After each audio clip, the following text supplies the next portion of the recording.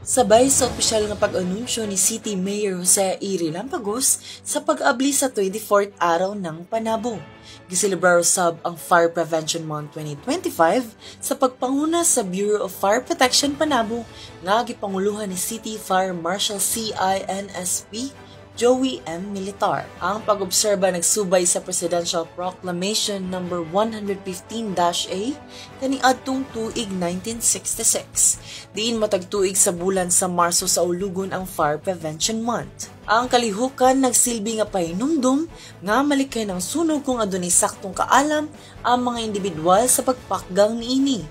Sulod sa usa ka bulan, ubay-ubay ang giandam sa buhatan nga mga aktibidades aron malingaw ang mga sumasalmot, lakip na niini ang mga kalihukan nga nagtumong sa pagtabang nga mamahimong magbinantayon ug alerto sa panahon kung adunay sunog.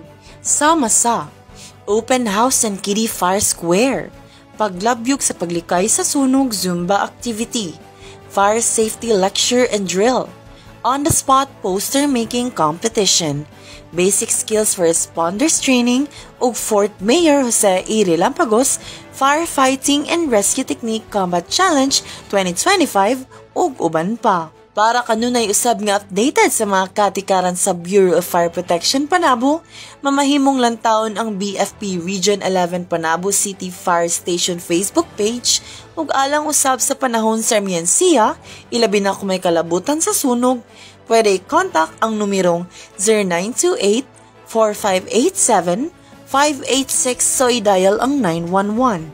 Kauban sa kamera si Christian Castanyemo, kini si Angie Tantoy, intern sa City Information Office nga gikan sa Diana C. Alang sa Frontline News Panabo, importante informed.